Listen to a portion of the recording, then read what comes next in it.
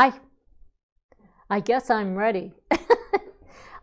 Hey, today we promised a couple pre-videos to actually go through the applique process so you guys could get heads up on it. The way we have our video listed in our instructions, we're going to change a little bit of the order that we're doing them in because I'm supposed to be teaching you how to do machine applique before I actually put the fabric on.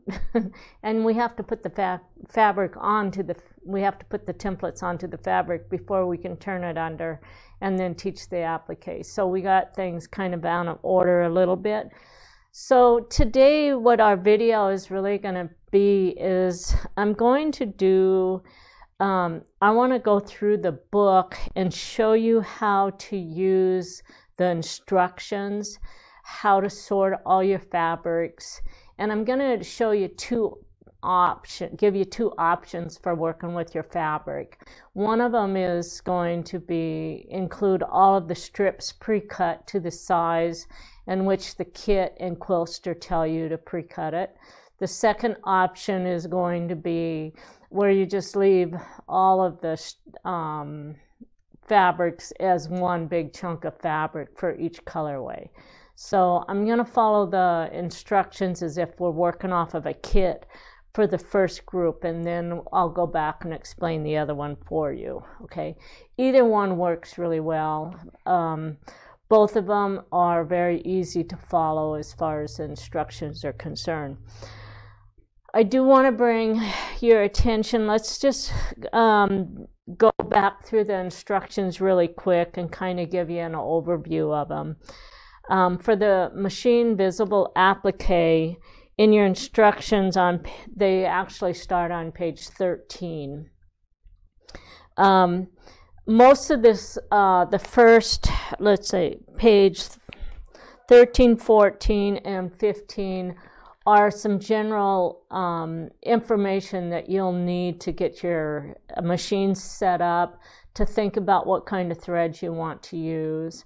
And all of these things that are listed in these 3 pages are things I'm going to be mentioning off and on and off and on. So I'm not going to actually go through this and read everything to you. You guys can read it yourself.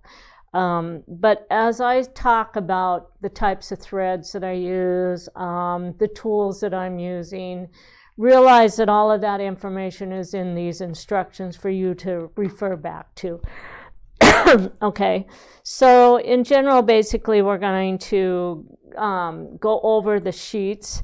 I do have one correction that I want you guys to make sure you have, and we mentioned it in our last video, and I think it's already been posted, but I just want you to look again just in case you're only tuning into this video. On page 13, you see it's in the second column. There's a picture of all of the template sheets that we're going to be working with today. And on the very top one, it should say Vine Group C, and it said Vine Group. I think there was a number under there. So I want you to change that correction on your pattern if you have a pattern. We have made the correction in the patterns that are coming out, but some of you are going to have that correction you need to make. So you should have a Vine Group C is the very top piece that has the flowers on it, and then you have 2 that are Vine Group B and 2 that are Vine Group A. Actually 1 A, 3 B's, and 1 C is what you have as far as the template sheets are going. Okay, so we're going to on page 14, it starts talking about the turn under applique process. So I'm going to go over that part of it today after we get all of the fabrics sorted. So we'll come back to page 14 after, but we have to get all the fabrics sorted and the template pieces taken care of first. All right. So then let's go to page 15. And I want to explain to you If you look at the fabric and block references, there's on the right-hand side of your pattern on that page 15, there are fabric layouts showing you all the little template pieces that go on there, okay? It's pretty hard to tell what pieces are what by just looking at that picture, but that picture you're going to come back to those layouts in quite a bit because it's going to tell us how to set it up on the fabric as we go. If you're reading the chart, it's going to have a color there, and it says C, which what C stands for is that's the center applique. C is just a reference to everything that's going to be inside of this sashing here. These are all what I call my C appliques, okay? So if you look, the word stem, it says C, AP. The letter AP just stands for applique, and that's just a way for us to inventory on Quiltster what those fabrics are being used for. So you have C group, and then there's the AP is the applique, and then it's numbered 1, 2, 3, 4, and it goes all the way to 16. The numbers reference how many different fabric strips are cut for your applique. All right, so my fabrics basically are going from 1 to 16 here in this bag. So that's how you're going to read those numbers, okay? And then after that, then it has the word stems, and we have 1, 2, 3, 1 through 4. Those are all the stems. So what I'm referring to on the stems is the actual stems in your pattern, which would be all of these pieces are stems, okay? And each of the stem has a number on it as well. So there's stem number 1, stem number 2, stem number 3, and stem number 4. And so basically 1 through 4 are, each one of those is a different size stem. And you're not going to know what that is until we get to the next page, and on the next page there's a reference to which one is number 1 stem, number 2 stem, number 3 stem, okay?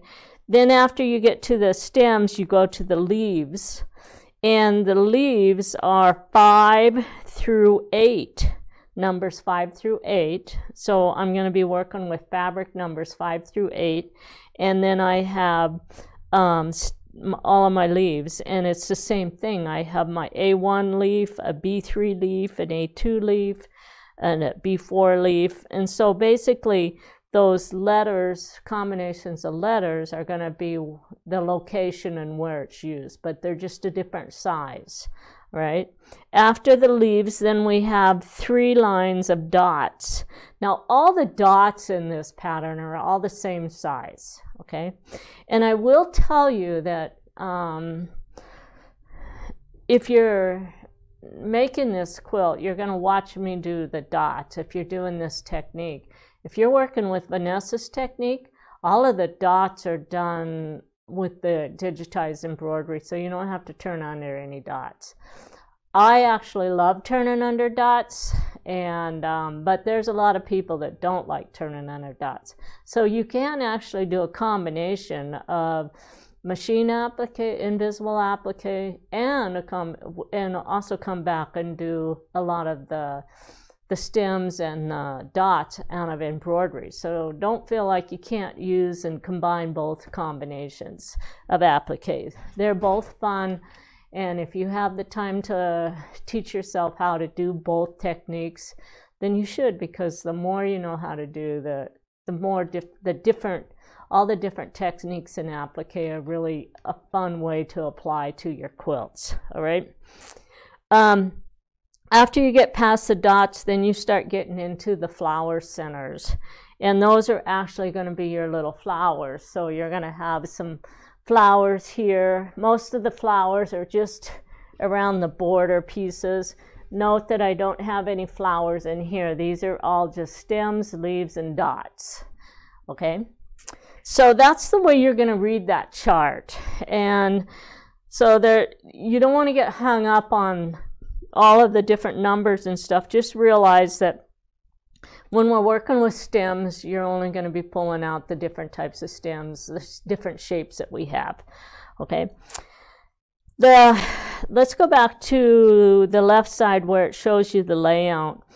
The other thing that does is, those are the different color of fabrics. So like fabric AP2 is, it shows you how many different pieces and how to lay out the fabric, okay? So you're going to come back and reference this picture quite a bit as we go through and start sorting. So let's turn to page 16.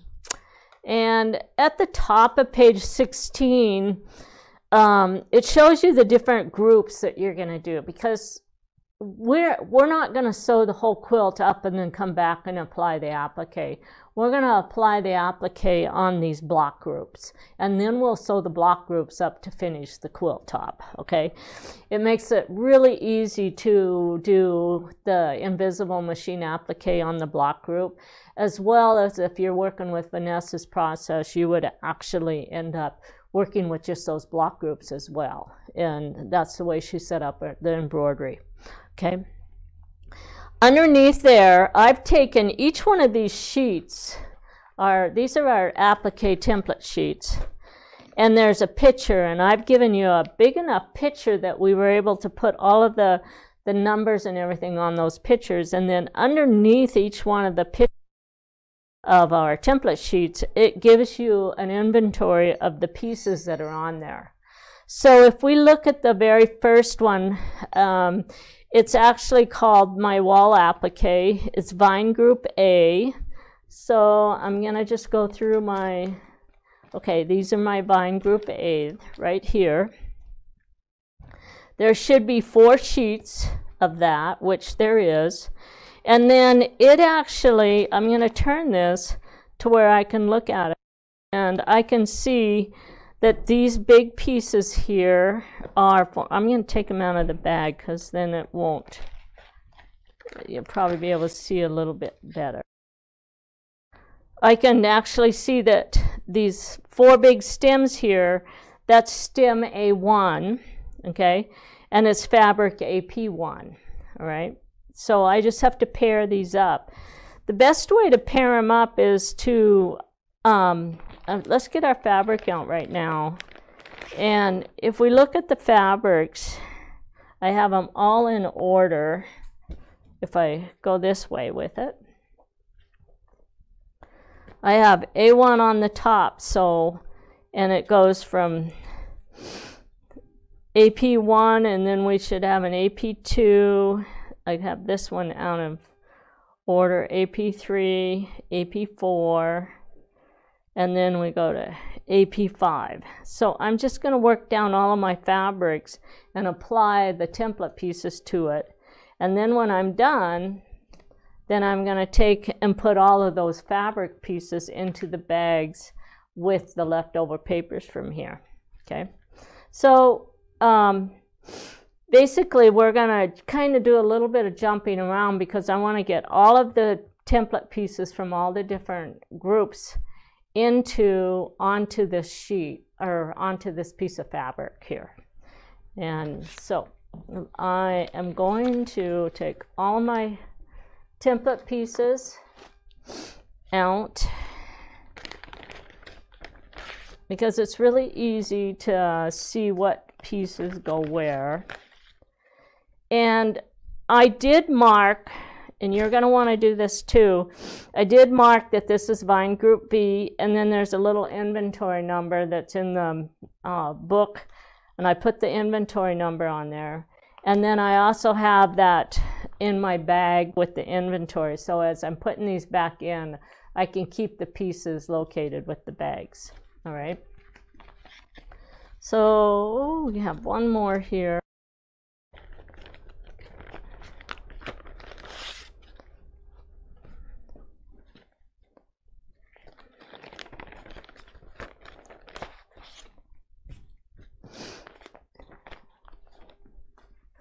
And I'm actually going to put these kind of on my table in the same order that they're setting here. So this is my A, And then we have the one with the little flowers is the next one on that page.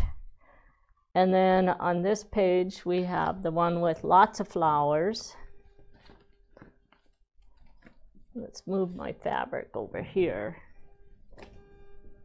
So I'm going to put that one there. And then this one goes, and this one. So these are my B groups up here, and these are the A groups here. Okay. So the first thing that I want to show you is, let's talk a little bit about the tools that we're going to be using for applique. All right. You need a little bit of rotary cutter like this because we use that to cut all of the pieces out. You're going to want a couple highlighters, and actually even if you have 3 or 4 different types of colored pencils, that will help you as well. You want your glue stick. This is just a glue pen here. It's a fabric glue pen, and you're going to want a lot of refills on that. You need a pencil. Don't use a pen for if you have to write something. You don't want to put the pen marks on the back of the templates, but you can actually use a pencil. You need a little pair of scissors, and they're the curved applique scissors, and there's a couple different companies that make them, and they're really nice. I use the Gingers. I really like the Gingers, but there are some other ones I've seen that are really nice as well. So whatever you have there for scissors. I use a purple thing. There's different types of tools out there that we use for folding over the fabrics. And anyway, I use a purple thing. If you have some of the other types of tools, that's fine as well. And then I'm going to have a red marker in case I need to mark something. You need needles. Your applique needles for machine applique are size 68 is the way it is. So it's 60/8. You want the Microtech Sharp, and that's what we use for applique. Now, when I use these needles, I use these with my silk threads. So my threads are going to be from 80 weight upwards to 100 weight threads if I'm using the 60/8 needle. If I'm going to use a little bit heavier thread, or I'm going to work with cottons, like you can use 60 weight thread to 80 weight thread, I may jump that needle size up to a size 70. And the reason why is the thread is thicker. And if you get too thick of a thread going through that eye of the needle, then it's going to cause some tension problems. Okay. So when I say 60/8, remember I'm using 80 weight to 100 weight needle or thread, and mostly silk threads for that. And some polyesters, because I work with the Wonderfil quite a bit. Okay, and then the 70 size needle, you're going to work with that for a 60 weight thread. If you're working with a heavier cotton, you may not want the silk threads. Okay, now then the other thing I use is Roxanne's basting glue. I like the Roxanne's basting glue because when I put it on, it stays on. Now there are some other types of glues out there. Another one that's very popular is one by Acorn, and I don't have any of that here to show you today. But it's a lot of people like that as well, and it's a heat set glue. And it works for this technique because we're actually going to just put the applique on the blocks, and then you can heat set it, and then you take it to your machine and you would do your machine applique. So it would work very well for that. The Roxanne's is more of it's a heavier, it dries really solid, and your pieces never come off. So like when I'm working with a big quilt, and I put the whole quilt together and then I go back and add all the applique, I really like the Roxanne's because I don't have to worry about it ever falling off. All right. So those are the types of tool things that you have to have in order to do your applique. Okay. So the first thing I want to show you before we do anything else is how to cut out all your templates. So the first thing I want to do is I'm going to take my first sheet here, and I have a wool mat right here because it works real nice to be able to cut these out. I'm not going to cut into the mat because I'm not rolling my blade anything. I'm just going to cut the little tabs. So I'm going to open up the blade, and then I can just take this and I can push it down, and then that wool mat allows me to push down through each one of the template pieces. And I'm going to just pop all my template pieces out.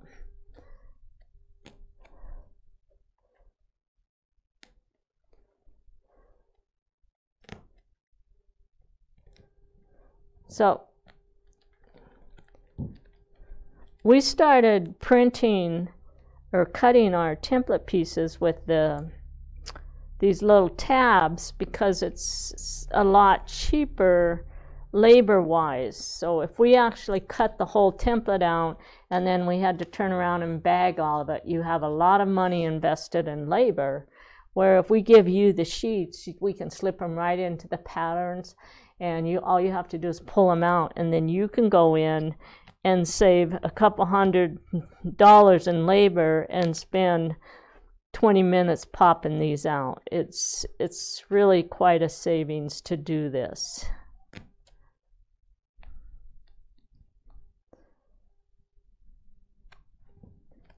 And I like to just go ahead and get all of the pieces out. I don't throw away my template sheets because we use those to make sure we're getting our sizes, everything back to the right size as we start.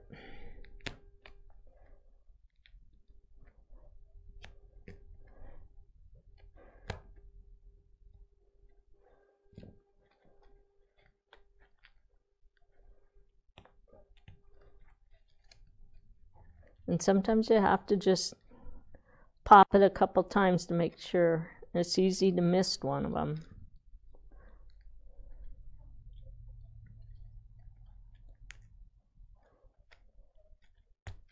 There we go. That freed that one up.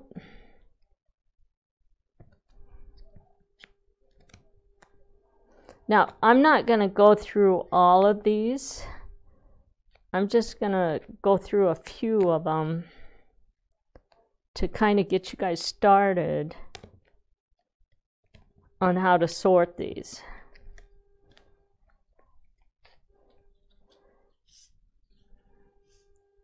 And I know I need these pieces right here for my, and then for fabric AP1, okay? So I have those 4 pieces, and then I'm going to take this and put these back into their bag until I'm ready to get the rest of the pieces out. And that way I don't have to worry about the sheet getting all bent up and everything. So I have these pieces. Now, this is where our jumping around is going to start. I want to get, because if I look at this piece, there's a whole bunch of, when I come back here to page 15 and I look, there's several different templates that we have to have for this fabric. So I'm just going to search through this and get all of my templates for this fabric organized. So I highlighted this one, and then I went in and I highlighted these. So in my second group, the group C, it looks like there's 3 different templates that use fabric AP1. So I'm going to look at the picture, and that is this piece right here. And when I pair up my C1 template, I have my C1 template is that one, and then I have a C2 template, or a stem is what we should call them. C1 stem, C2 stem are the ones on the outside, and then I have a C3 stem, which are these little ones right here. So I'm just going to pop these out right now.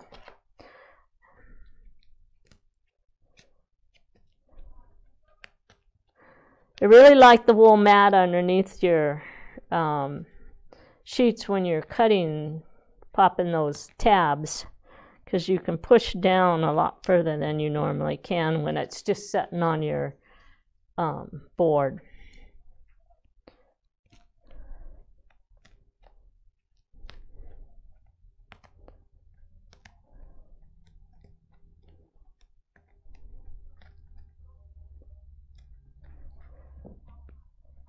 If you guys can hear any noises in the background, we have a lot of construction going on in the building right now, so please bear with the noise if the guys are being noisy out there.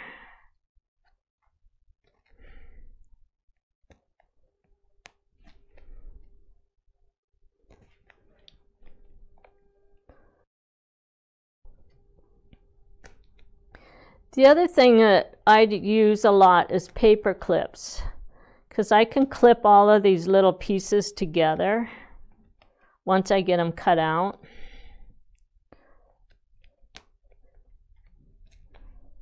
That way I don't have to worry about losing them.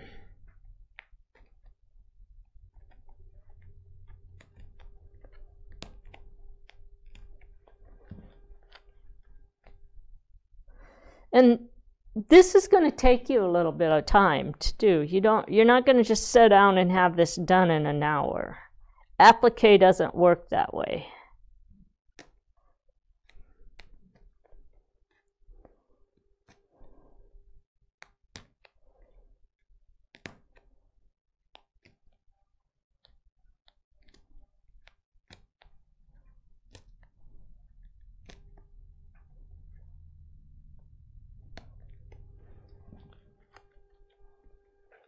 All right, so I have opposite ones, and I am going to grab some paper clips just because I don't want to lose anything here. And I'm just going to put a paper clip on these little pieces. And I just lay it over the top of it like that.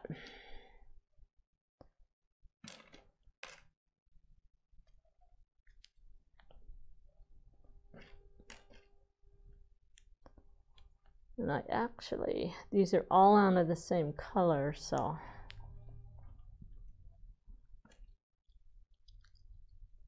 Okay, so now I'm going to put this piece, this group of templates back into my bag C.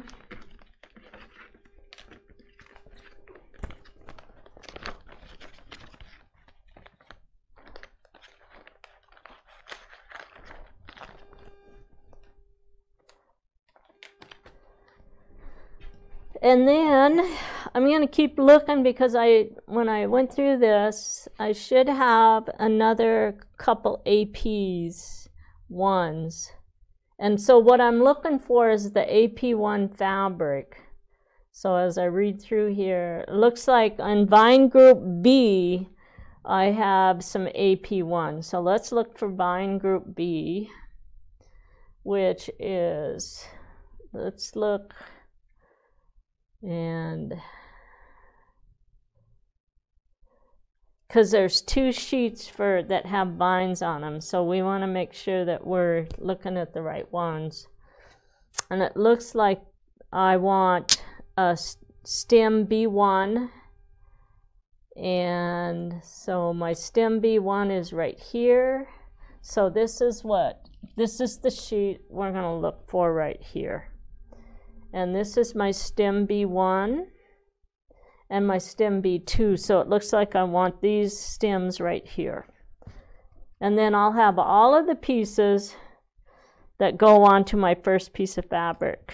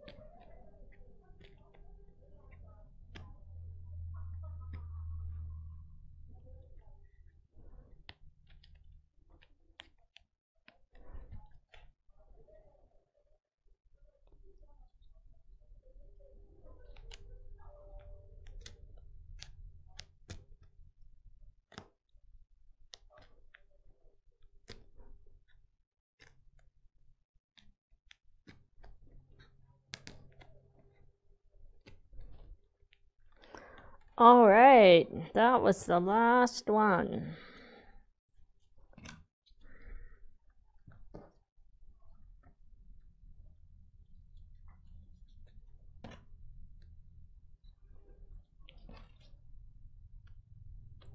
Okay, so we're going to put this one back into my bind group B bag, one of those, and it's my S3.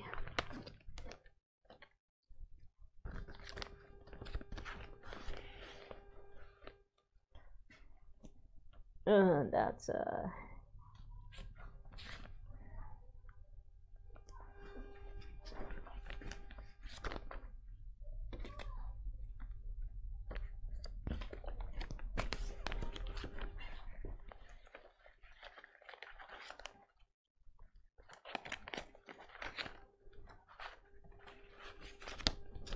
right. So it doesn't look like we're going to use these two right now. So we're going to put these onto our fabric now. And I'm going to move this out of the way.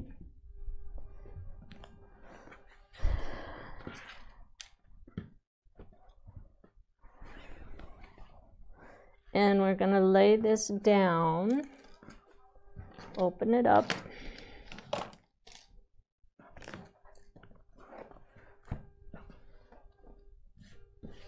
And we want to apply these template pieces to the back side of my fabric, okay?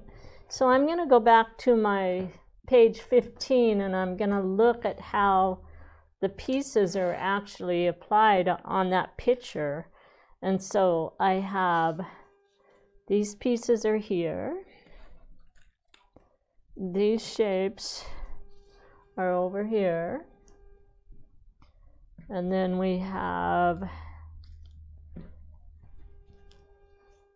these shapes go right in this area. And then we have these shapes go here. And I need 4 on each side.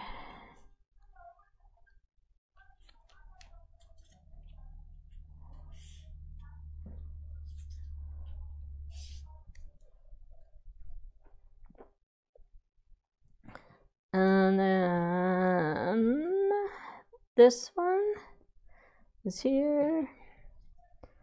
This one is here. And these little pieces go here.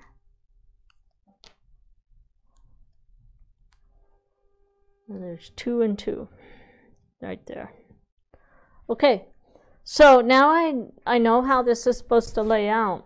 Now we're going to take these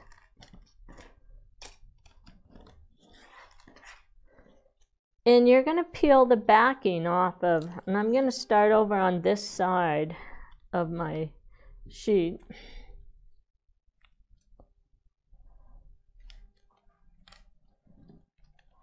And what you're going to do is just roll your finger along the edge until you can get the piece and they pull apart for you. And you just pull that paper off and then look at your picture, and this is going to be up. Actually, I think I'm going to put this up like this. And then we're going to take another one.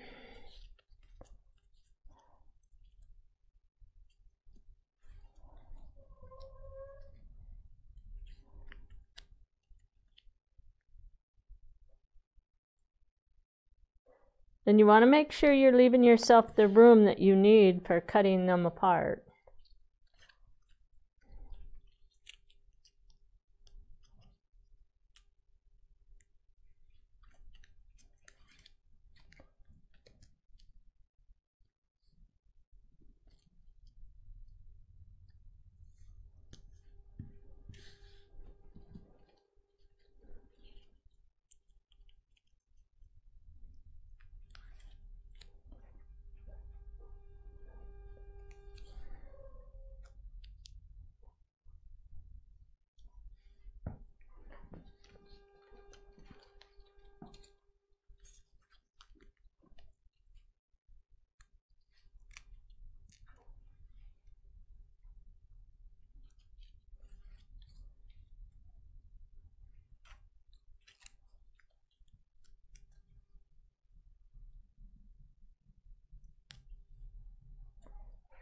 And this stuff is sticky on the back, so it sticks right on.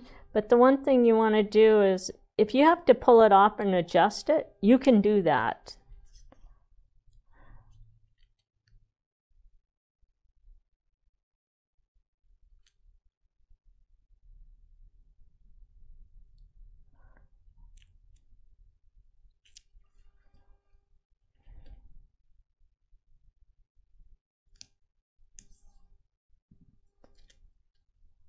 And the long stems aren't quite as easy to get those all organized the way they're supposed to be, but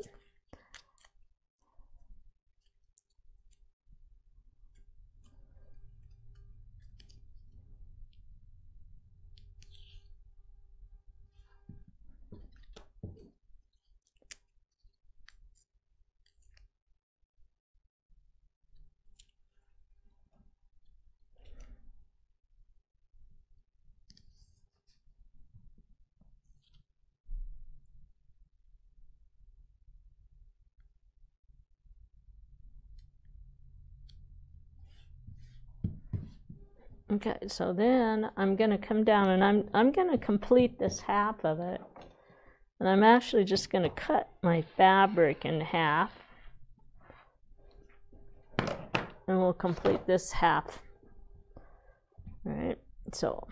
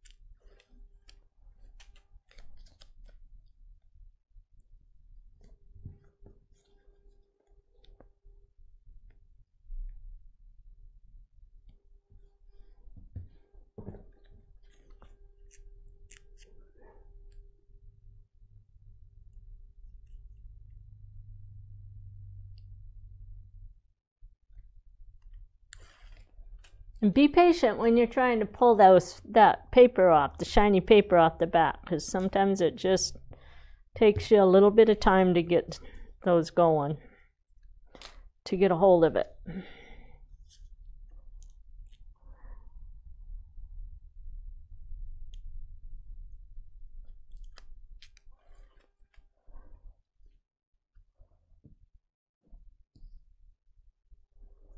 This one, I think we're going to have to put like this.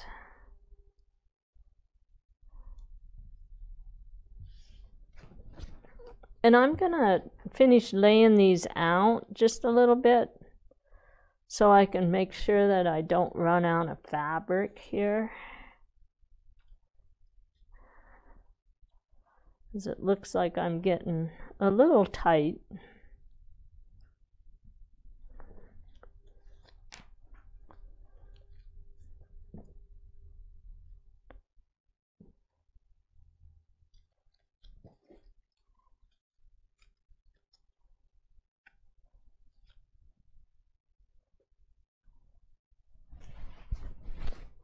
So I'm going to move these up just a little bit over here. So I got those 4 fitting, and then I have this one. These 2 will fit up in here. When you're trying to fit it onto the fabric, just to make sure that you have room, realize that you want to put the shiny part down against the base of the fabric.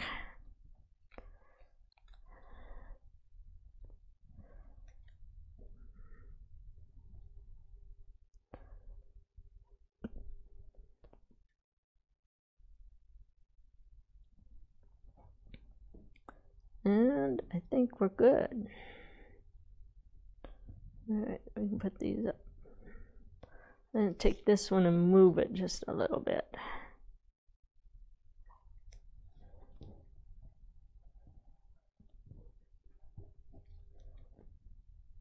turn that one like that.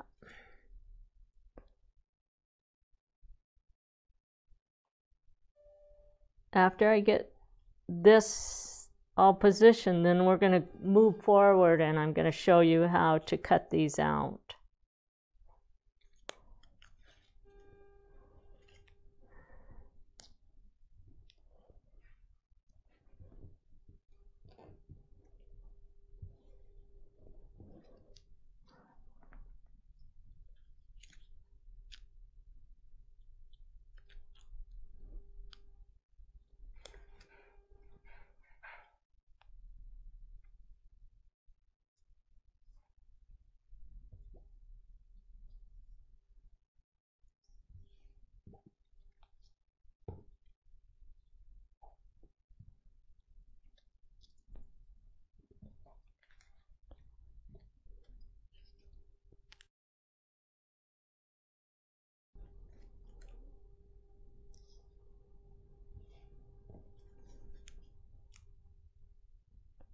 That's a lot of stems.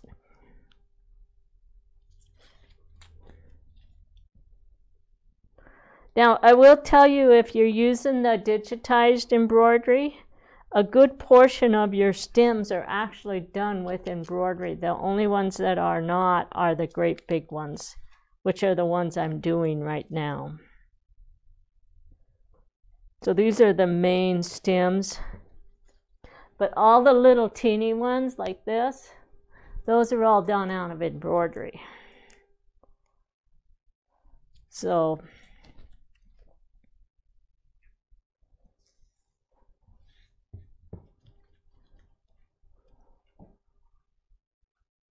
if you do a combination of the two processes, it'll save you a lot of time turning them under.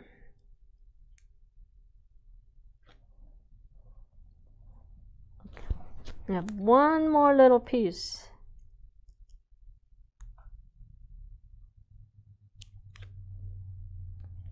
Okay, so I'm going to take these pieces over here and we're just going to put them all together.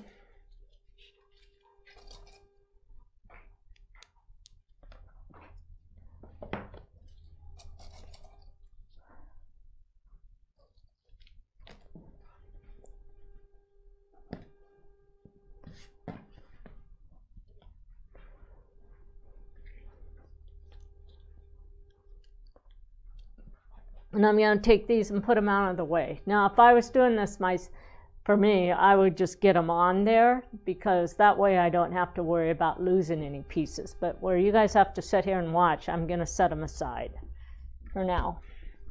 All right. So now we're going to do our trimming around. And we have everything on, so let's get rid of all of this, the little paper from it. There's absolutely no reason to keep it, because you can't use it for anything. This is just garbage.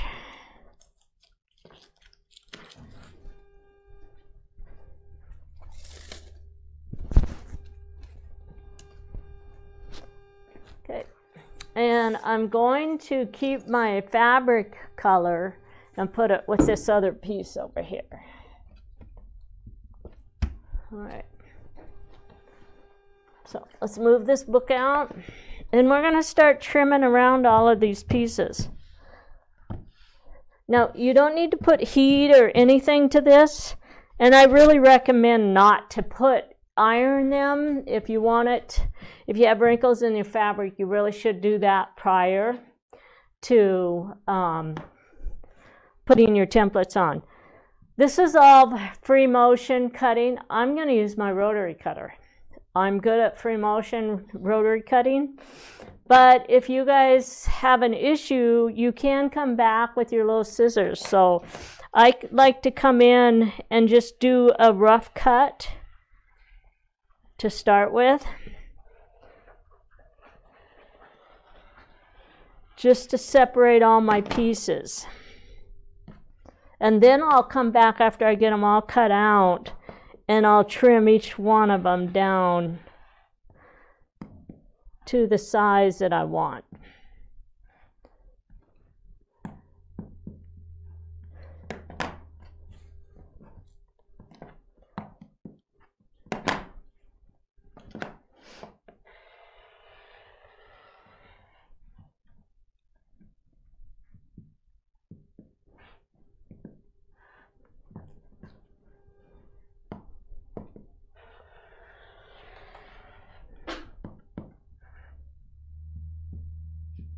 We have our puppy dog's in here today. He looks like he's getting a little restless. Like, I think I want to go outside.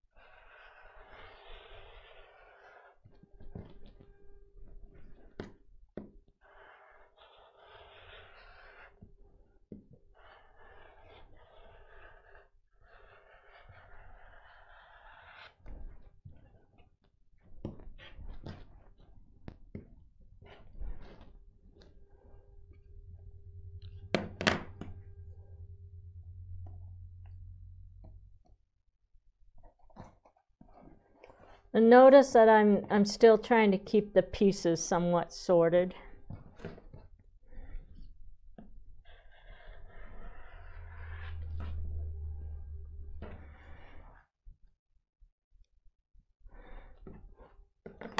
I'm going to pick this one up and move it just a little bit because I'm a little close to the edge.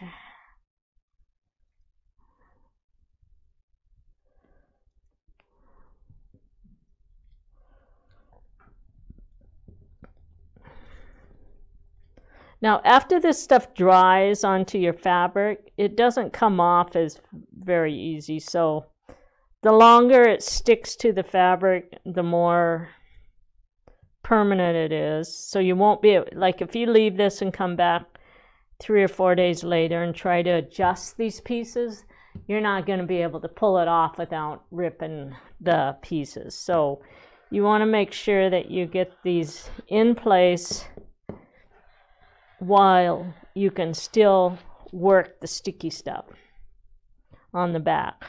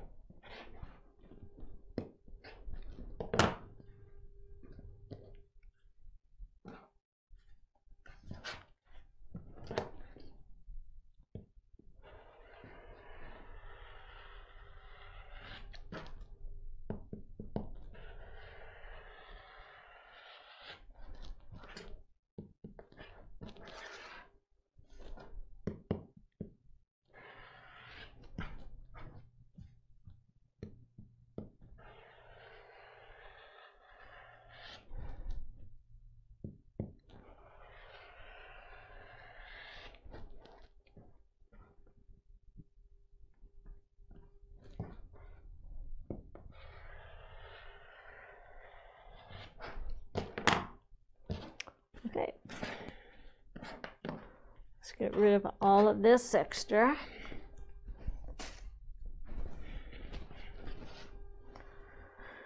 Okay, so I have my pieces here, and I have them all in different stacks. So now what I'm going to do is I'm going to show you how to come in and clean this up. So I want to leave about 3/16 of an inch, I think, is what I always say. It's 3/16. So that's just a little bit more than 1/8 of an inch. And you're going to have to eyeball that, all right? So 1/4 of an inch is really too big for a lot of what we're doing here because we have these really tiny points here. So I just come in and I clean this up with my rotary cutter. And on here, around the point, you want to, after you get to the end of the point, then just roll it like that, so that I came up and I got about 1/2 inch above the point, and then I rolled it off. Okay, now I'm going to come down to this side and clean that off, and then I'm going to continue cleaning and get all of them cleaned. And this is where, if you have the little rounded scissors, if you don't have a rotary cutter, you can actually use your scissors. And I'm going to roll this around.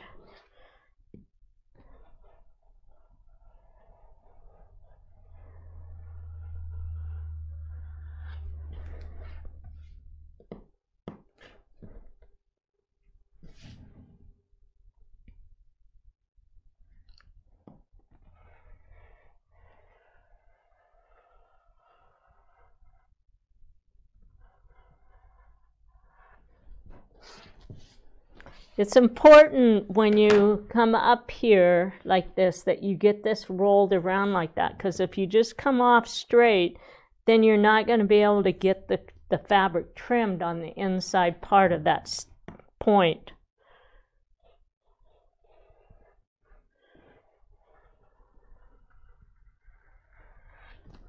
And on the bottom, what I'm doing is leaving about 1/4 of an inch along the bottom tip. So this, if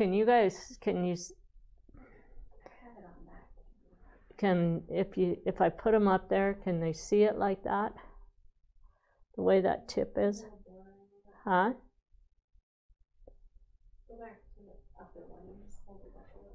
Okay, we're going to see if we can get you a good view of it. Okay. All right, so we're going to hold it a little bit further apart. We're looking at our cameras, okay?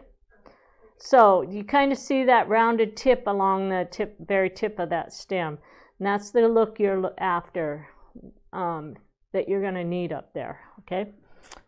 So I'm going to do one more of these, and then I'm going to do one of my short ones.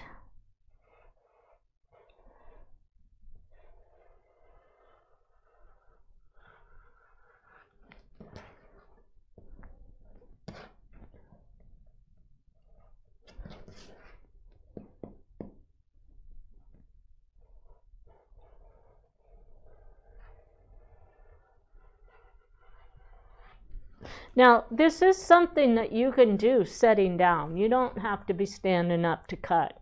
If you actually have just a little table in front of you, you can actually run your rotary cutter right along these.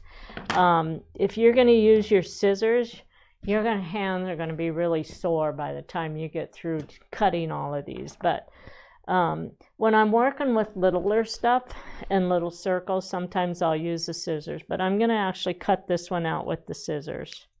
So you can actually come in here and trim.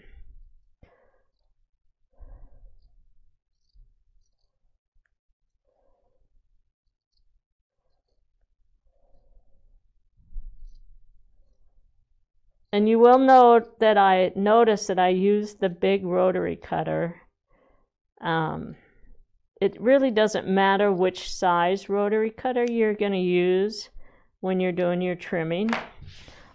My hand fits this, and so I use it on everything. So I have the little curved scissors so I can keep cleaning off the other side. I have a tendency to clean too much off when I'm using my scissors, where the rotary cutter I can focus more on where I'm cutting with it.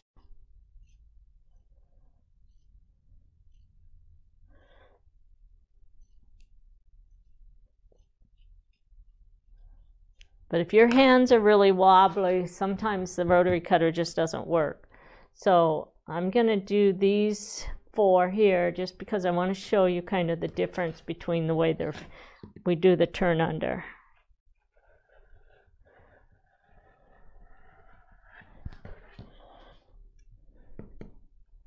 That one's actually pretty. Trim a little bit more off there.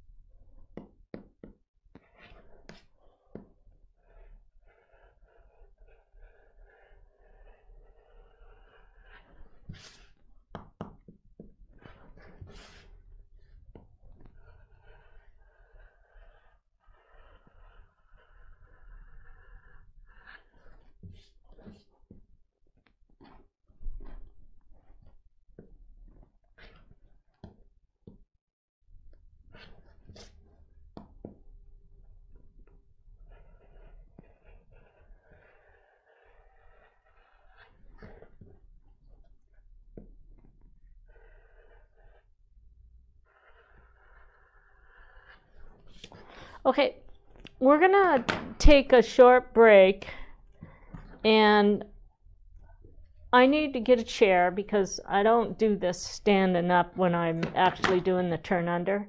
So I'm gonna get a chair, and we're gonna move a few things around, and I'm gonna finish trimming this off, all of the pieces off. You guys don't have to watch me while I do that. And then we're gonna come back, and I'm gonna start doing some turn under applique. All right, everybody. I did a little bit of prep work here so that you guys don't have to watch me do a bunch of it, but I'm going to explain to you a couple things. So there's the stems. I'm going to actually build a flower for you, so I went ahead and cut out a couple flowers, and then I'm going to show you how to do the circles, all right?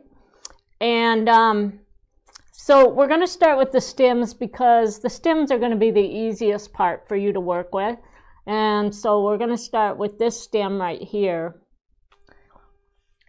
And I'm just going to turn them all 4 of them over because I want you guys to see, once you get started on it, how fast they actually go. But you have to, this is an inside curve right here. So we're going to clip along the inside. And I have the little scissors, the rounded scissors. So I just clip in about halfway. So I'm probably only doing about a 1/16 of an inch clip here. And I like to get all of my clips done as I go through each one of the pieces. So we're just going to go through and do our clipping. Don't clip all the way to the paper. There's no reason for it.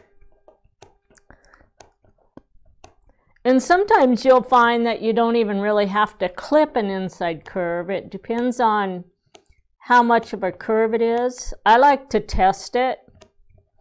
And then if I don't need to clip, then I don't waste my time clipping.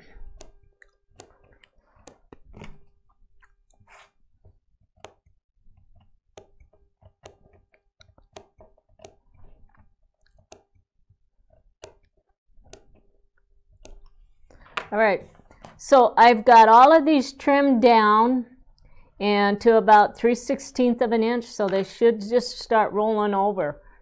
I'm going to use my glue pen here, and when I put this glue pen, I'm going to run it all the way along here. Now, if you're slow at this, you may only want it to go halfway and then go the other half, but the faster you work with it, the glue dries pretty fast, so I'm going to work pretty fast along there. I don't have to glue down the 2 end pieces on this one because they're going to fit underneath the flower. So I don't want to fold this in back because that's going to be extra bulk. So all I have to do is fold over the inside and the outside. The other thing is you can use a purple thing. I have a purple thing that's a little bit bigger. You want a flat edge, or you can actually work with a rounded edge. And there are some other applique tools out there, but basically what you're doing is you want to train your fingers to go. I put my finger right on top. Can you see the way my finger's setting? You need to go this way. This way? Yeah, there you go. Okay.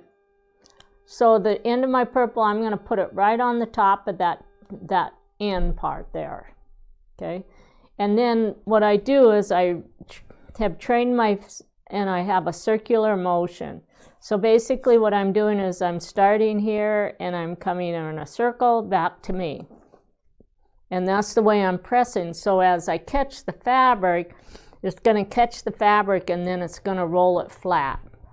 So I start down at a little bit of an angle. I don't put the whole thing on. It's just setting at an angle so that just one edge is setting on the hard surface. And then as I hit the fabric, then I lay it down to a pressing motion. All right.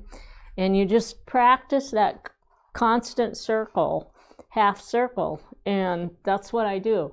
I'm not doing a fold over, a fold over, a fold over. So if I fold and fold and fold, that's not what we're going to do.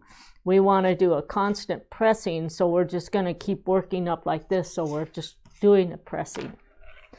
So let's take our glue pin. I'm going to pull my sleeves out of the way.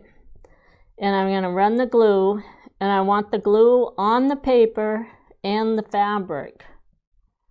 Okay, and then put the lid, and now we're going to just take this, and I start with my first fold, and then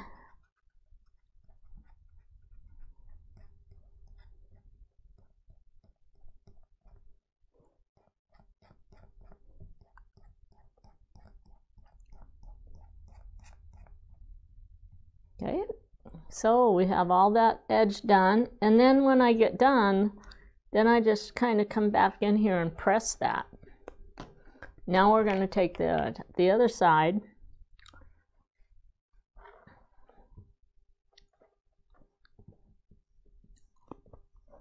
And I'm not working with a batik here, so just from doing the first one, I'm finding that maybe I should have given myself a little bit more turning room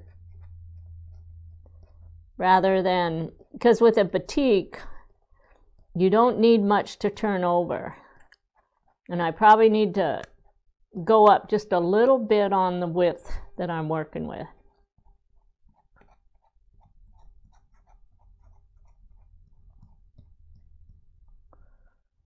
And when you're done, just take that, smooth that out, and we have our first stem. Then we're going to take the next one.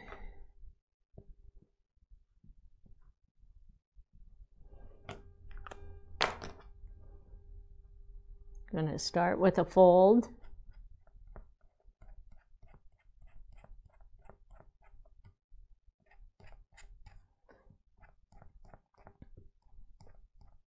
If you get a buildup of glue on the end of your purple thing, just grab your Clorox wipes and we'll keep it wiped clean here.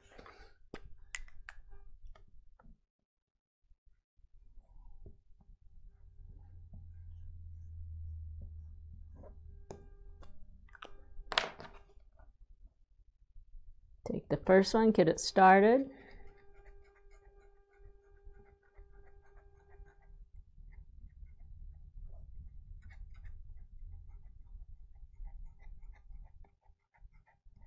So once I hit the fabric with my purple thing, then that surface, then it rolls up. So if I had it flat, then I would just hit it and bump it.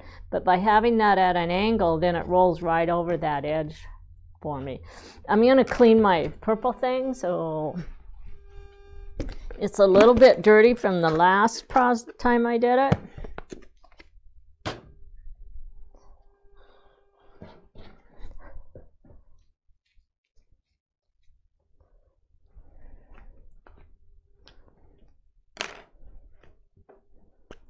And we're going to do the other two, and then I'm going to move to a different type of unit.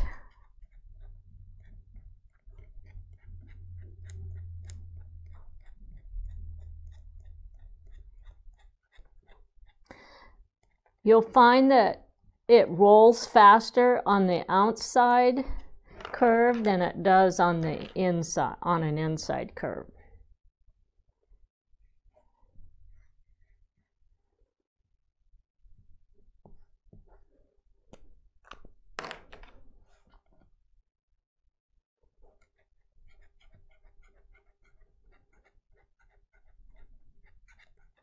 But notice there's no folding, it's just all a pressing process. And you bring it back towards you.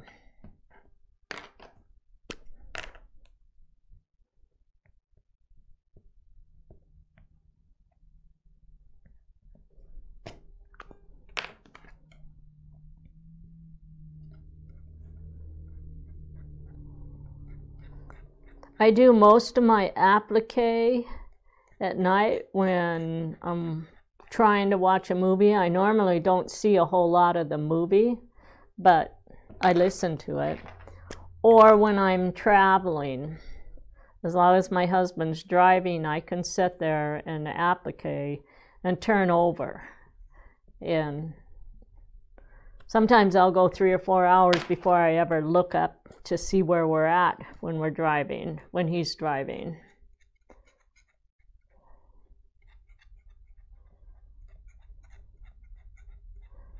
All right, so we're just about done with these 4 pieces.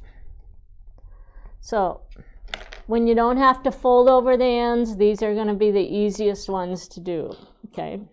So now I'm going to actually show you how to do one of these sets right here. Now I went through and I already clipped on the inside, but I didn't clip this, so I'm just going to quickly clip along there. And notice how much of a point this has, okay?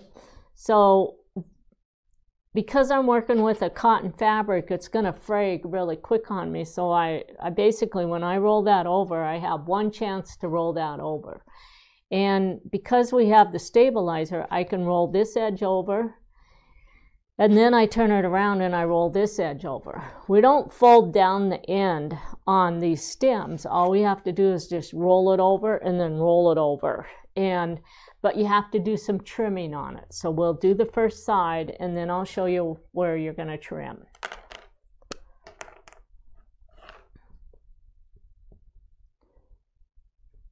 And when I put my glue, I want to run the glue all the way up over the top of the tip and right off the end of the fabric. And I'm going to use this end.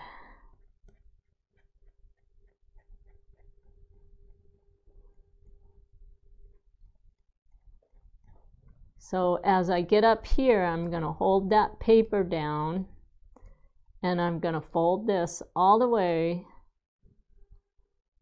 off the end.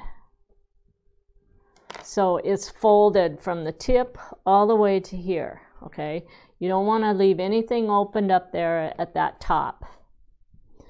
Now I'm going to come in here and I'm going to find where the end of my tip is, which is about a ½ an inch down from the edge of where I folded. And I am going to clip this back just a little bit so it's an even fold. And now we're going to put some glue, and on this I normally only glue right at the top until I get this positioned, and I'm going to put my finger right at the tip and I fold this piece right over the top of my finger. And once I get that started, then I'm going to just press that down with the purple thing, and then we'll finish the whole piece.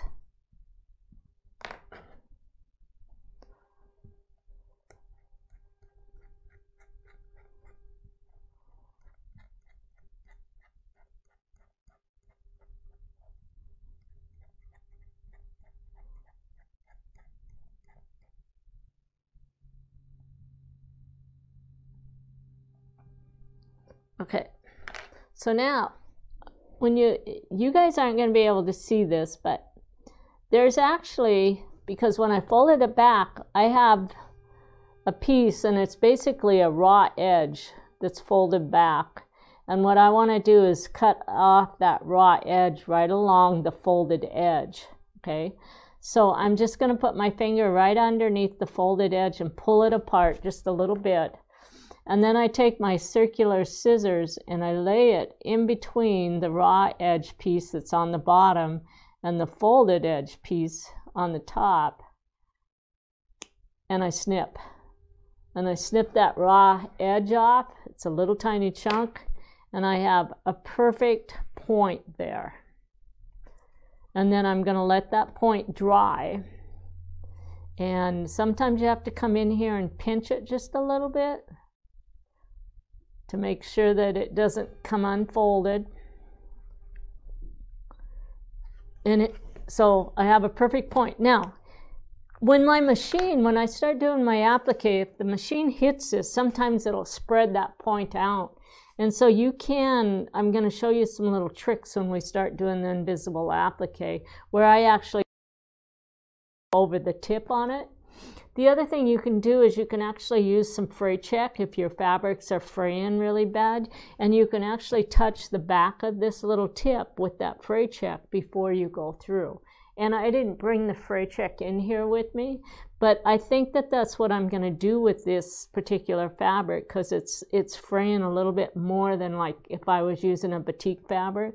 So I'm going to touch each one of those little tips with that fray check on the back, and then I won't have to worry about that expanding and falling apart. But I have a perfect little tip there. All right, we're going to do that one more time. And I'm going to go through the steps one more time with you, because you guys can roll the video back and forth and back and forth. So we're going to take this and we're going to run our glue all the way up and right off of the end of the fabric, over the end of the paper, and all the way off the fabric clear to the end.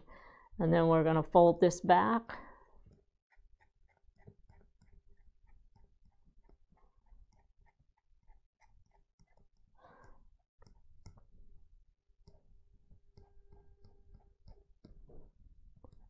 And as I get up there, I have to hold on to and keep that fabric down there. And then we're just going to keep rolling that, and we're going to roll it and fold the whole thing over. So we have a folded edge all the way. Don't leave it just because you get to the tip. Don't stop. Go all the way off and keep folding it all the way over. And what you're going to end up with is raw edges showing on this side. And that's where I take my little scissors and I'm going to clean that off right like that. And now we're going to come back and go back down this edge. So just put the glue right at the tip there while you get that tip. And we're going to come over here, and I'm down about a ½ inch where I'm going to fold that back over, and I'm folding the raw edge back. And then we'll just continue. There we go. And I'm just going to press that together.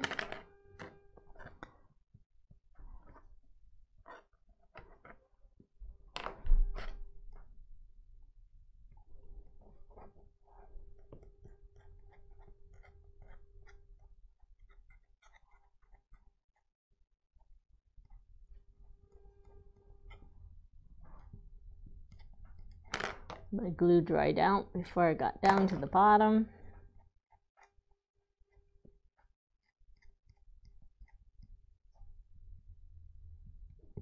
Okay. Now we're going to flip it over, and again we're going to just I use my fingernail and just kind of separate the folded edge from the fabric underneath that's a raw edge, and then I take my little scissors and I lay it down there underneath there, and I clip that raw edge off. All right, so I have another perfect point. Okay, so the next thing I want to show you is how to prepare your dots. So I have 4 little dots on this square, and I'm just going to take these and cut them into little square pieces like this. It's pretty hard to get a rotary cutter around there, so that's where your scissors are going to come in. And I'm going to clean off my scissors because they have glue on them right now. And then we're going to take our scissors, I'm going to dry them off on my pant legs. And I'm going to cut around my circles. So you're going to want your little scissors to do these circles. Now I'm one of these people that I love circles. I could sit and do circles all day long.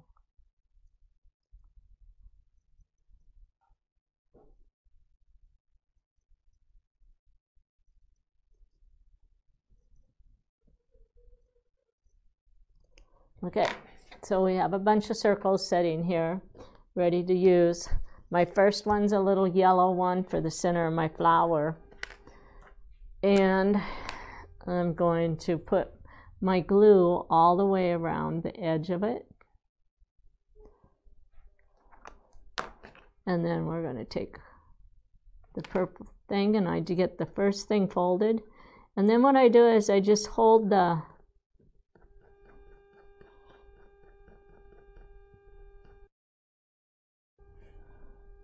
and I have this perfect little circle. Were you able to see that?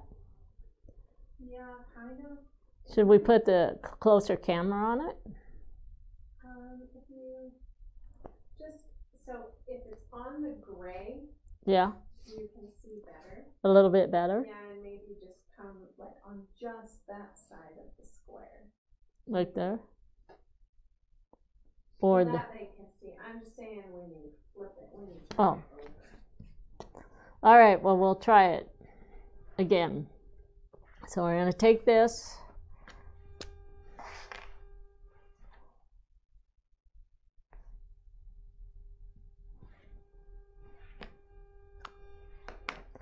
And then I'm just going to take my finger and fold just the first part. Then I just put a little bit of weight, and I do the same thing with my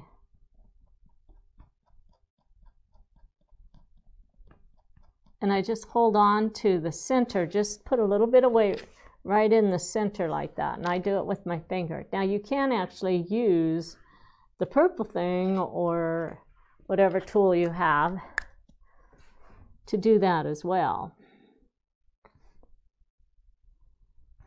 So if I bring that, I can actually hold that like this so that you can kind of see what my finger's doing. See how that's just rolling that around? And all I'm doing is just pulling that fabric towards me as I'm folding it over and turning that.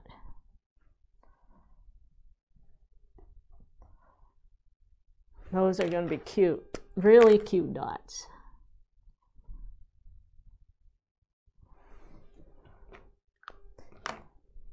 If you try folding and just like fold, fold, and turn, then you end up with little square, we call them pointies.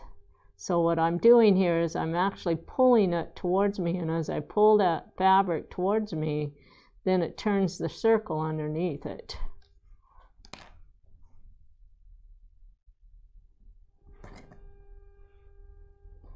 And sometimes you can just keep going around until you get it nice and smooth.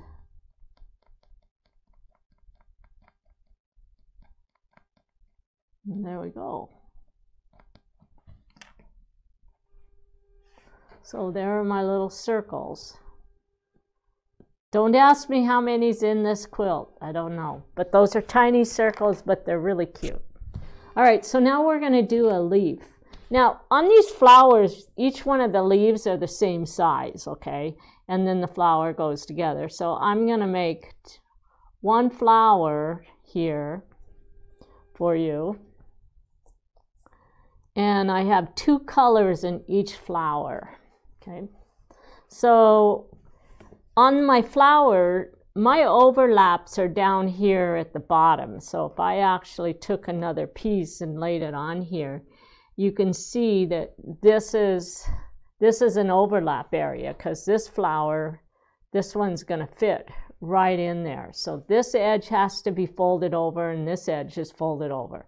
But I don't fold over along this bottom or this one. I want to leave that open on all of my flowers, right? So I'm going to fold this edge and I'm going to fold this edge right here, along here and here. So let's get started on those.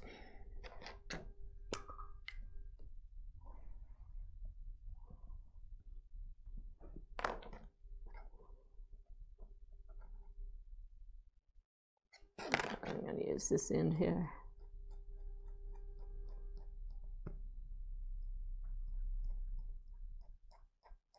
And it's the same thing on my point. I'm going to fold all the way off to this point.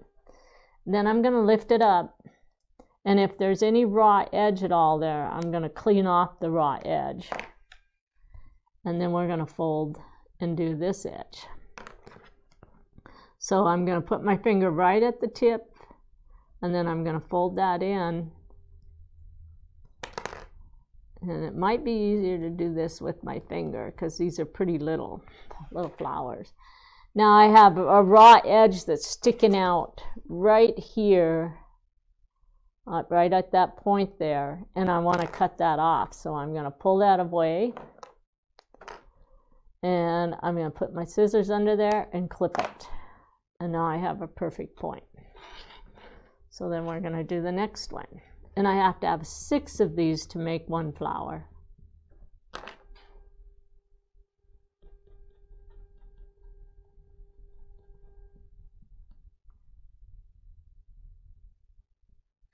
Okay, and then we're going to lift it up. And I have some raw edges sticking out there, so I'm just going to clean that.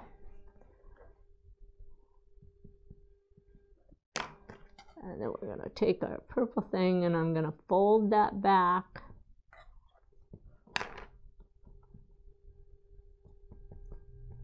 Okay. And then I have a little bit of a raw edge, so I'm going to take and pull the raw edge. The raw edge part is what I folded under. And then I take my scissors and I clip that.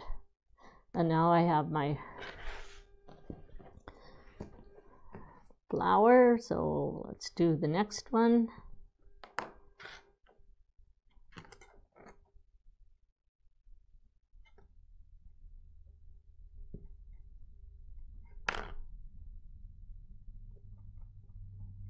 I feel like that purple thing is just too big.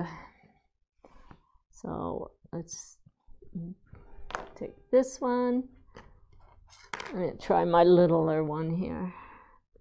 That one feels better for these little tiny pieces.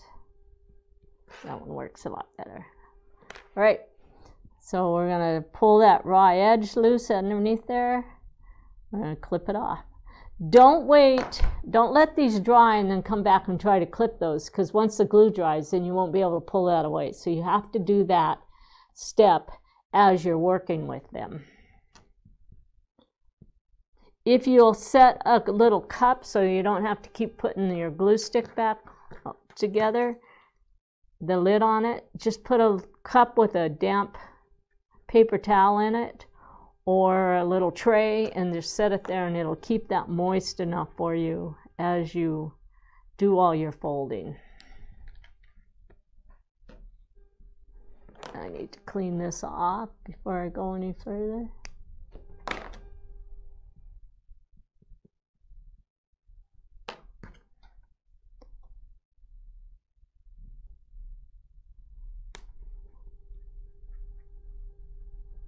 Now, on your purple thing, you have there's a little ridge on one side that says 1/4 inch.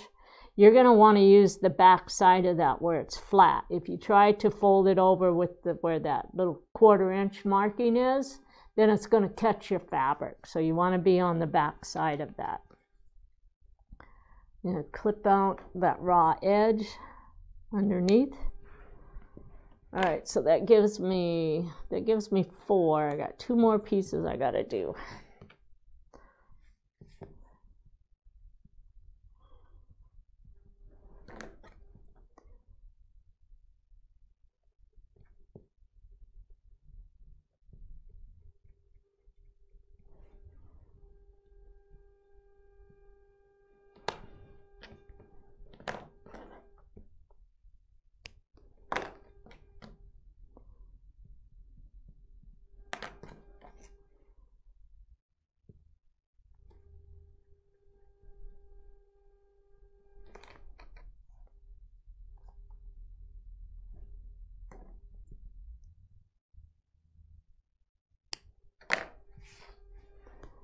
My 3rd one there, and this is my last piece.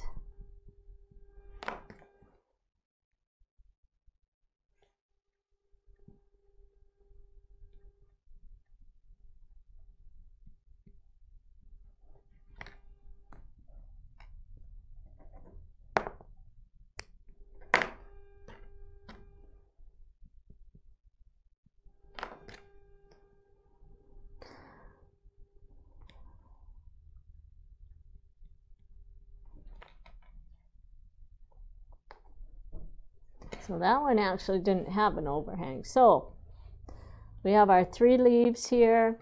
We have our little circle that goes in the middle. And I'm going to show you how I build my flower so that it comes out exactly the size it's supposed to be. So I don't throw these sheets away because now I can use this to set those pieces back in. So this one's going to go in here. This one's going to go right here. This color goes here. This one's going to fall right in here like this. Like that. And like that. Oh, they're so cute. Okay, so now I got to glue all that together. So I'm going to pull these pieces out again. And I'm going to show you how I glue them. So I'll put my first piece in, and then I'm going to take this one, and I'm going to put my glue right along from this point down. So that's about this far, and I'm going to put it on the back side on this piece. And then I just lay this over there and pull it up where it needs to be pulled up and get it positioned right. And then I glue that down. So what I'm doing is I'm gluing the folded edge onto that overlap area on the inside, and that way I don't have double layers. You can't butt these up against each other. They have to lay on top of each other as you build your flower. So my overlap is right in here. So we're going to take this piece, we're going to find it's from about right there, and I'm going to put glue on the back side of it. And then we're going to push it down, and we're going to glue it on there like that. And then we're going to take the next one.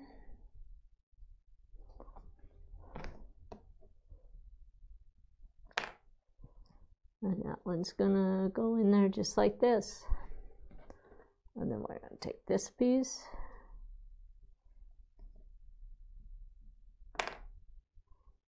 And I'm just putting glue on the folded over edge of the fabric that's underneath there. And now this piece, I'm going to glue it here, and then I'm also going to have to glue this edge here so that I can tuck this one underneath there. So I'm going to glue it on the back, and then I'm going to flip it over like this and put just a touch of glue along that inside curve there. And then I'll flip this in here like that, and then I'm going to lift my that flower up and push that over like that. So now we're going to take, and we're going to put our little yellow circle in the middle.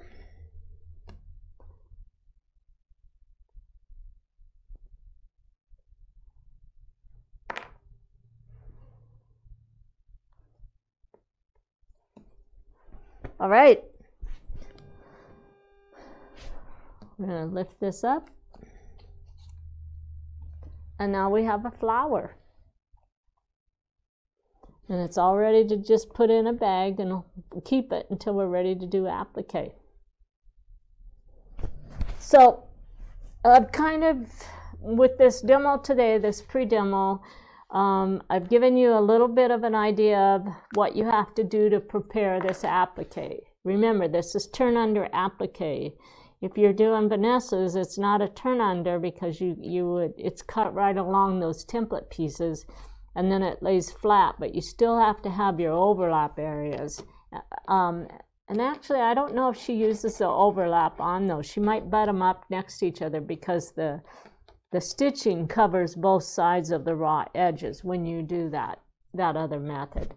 On this one, when we come in and do the invisible applique, we're actually going to start here, come up here, then come back, and we just do a backtrack until we get the whole flower, and then we'll come in and we do the circle.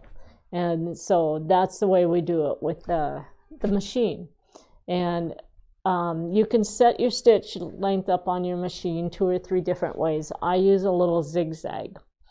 But in the next video that we do live, not the next video, the one in December that we do live, we'll show you how to take all of the applique pieces, put them onto the units that we have pieced and put it on a light table, and then you can see exactly where everything's going to fit on that light table, because we have, if you remember in your instructions, you have a sheet of applique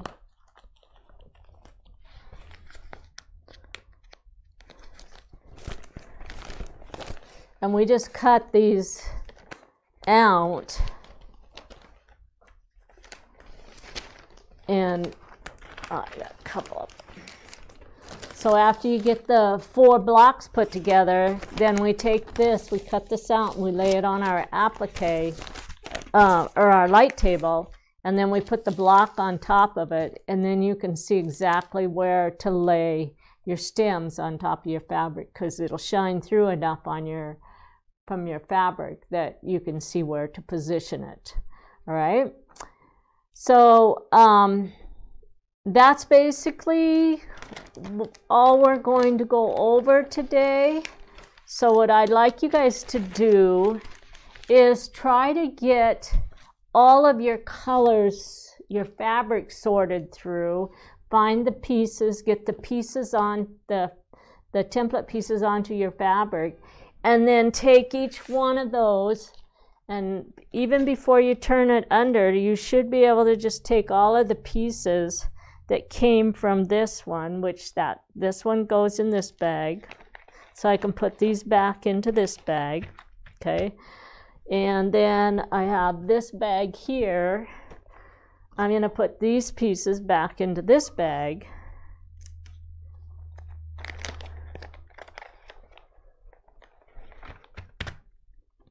And these came off of another piece, and these came out of this bag here.